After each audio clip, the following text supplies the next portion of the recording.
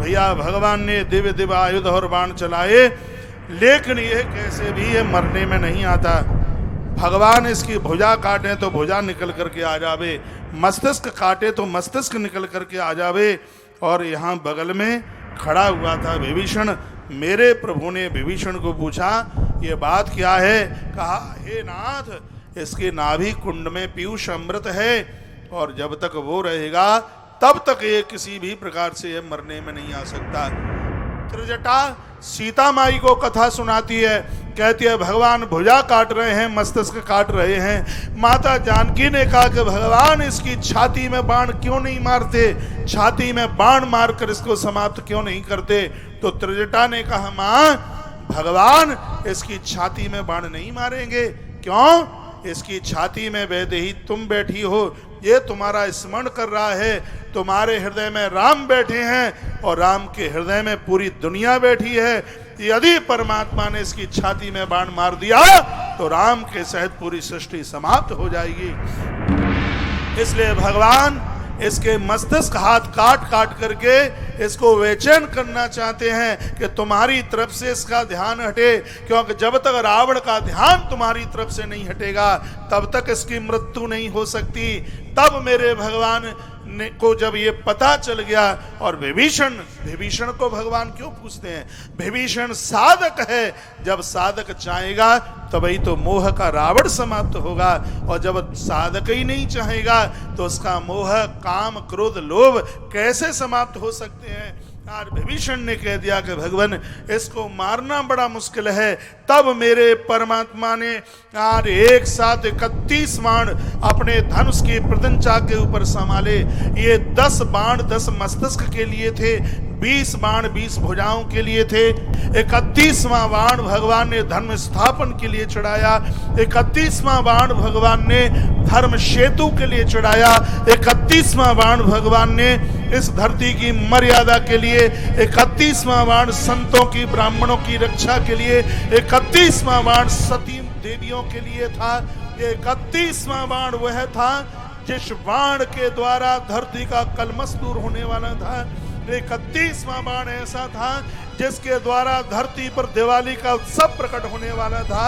31वां बाण ऐसा था जिसमें भारत का एक नया इतिहास का पन्ना खुलने वाला था। 31वां बाण वो था जिसमें दशरथ का बेटा भगवान राम बनने वाला था। 31वां बाण ऐसा बाण था जिसमें पवित्र माताओं का बदला छिपा हुआ था।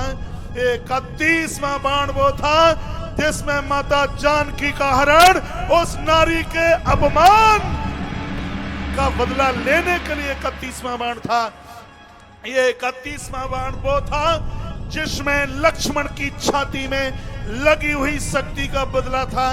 ये 31वां बाण वो था जिसमें भगवान प्रभु श्री राम जी के जय जय उद्घोष थे। ये 31वां बाण वो था जिसमें अयोध्या का एक नया इतिहास लिखने वाला था। ये 31वां बाण वो था जिसमें राम मर्यादा पुरुषोत्तम राम बनने वाले थे। ये 31वां बाण वो था जिसमें भगवान शंकर राम को अपना आराध्य देव मानने वाले थे। 31वां बाण वो था। उसी समय मेरे प्रभु श्री राम जी ने 31 बाण एक साथ अपने कान तक जाकर के खींचे तो सागर में भूचाल आने लगा। महात्मा लोग गिरकंदराहों से निकलकर बाहर आए। गाय आज मुस्कुराने को तैयार थी। देवता फूलों के डोल लेते हुए आकाश में, ब्रह्मा ने 4 वेदों को हाथ में संभाल लिया। अग्निदेव तैयार हो गए, वरुण देवता शंख बजाने के लिए बिल्कुल तैयार थे। हनुमंत लाल जी छलांग भरने को तैयार हो गए। माता कौशल्या के छाती से दूध आकर के धार टपकने लगी। उधर माता जानकी का बाया अंग फड़कने लगा। श्री भरत जी लाल को शुभ शकुन होने लगे। संत महापुरुषों के कमंडल अपने आप जल से भर गए। गौ माता के थनों में दूध उतर करके आ गया। एक साथ शीतल मंद सुगंध 3 तरह की हवा चलने लगी। और जिस समय भगवान ने 31 बाण अपने कान तक खींचे, उसी समय सभी देवता पराकाश की तरफ छा गए। 31 बाण एक साथ प्रभु ने कान तक खींचे। उसी समय मंदोदरी की चूड़ी टूट करके नीचे गिरी, भाल की बिंदी छूट करके नीचे गिर गई। तब 31 बाण मेरे प्रभु श्री राम ने अपने कान तक खींचे। उसी समय बादलों ने डिमडिम उद्घोष किया, सागर छलांग भर रहा था। जिन वृक्षों के ऊपर फल नहीं थे उन पेड़ों के ऊपर फूल आने लगे, वृक्षों के ऊपर फूल आकर के आज दिखने लगे। और उसी समय अस्तांचल की तरफ चलने वाला सूर्य एक बार के लिए रुक गया। सूर्य नारायण देखने लगे, महासूर्यवंशी राम, आज मैं भी ताली बजा करके करूंगा अपने खानदान में जन्म लेने वाले प्रभु राम का। आज प्रभु श्री राम जी के पूर्वज रघु के सहित जितने भी पूर्वज थे आज पितृलोक से अंबर में आकर के छा गए। स्वयं यमराज का पन्ना लिखा हुआ महाराज उसके ऊपर लिखा जोखा मिटने लगा। उसी समय प्रभु श्री राम जी ने 31 बाण खींचे कान तक, और 31 बाण एक साथ प्रभु राम ने खींचे और एक साथ छोड़े। 31 बाण निकले, 10 बाण मस्तक में, 20 बाण भुजा में। जैसे 31वां बाण रावण के नाभि कुंड में लगा, धड़ाम से रावण धरती पर गिरा।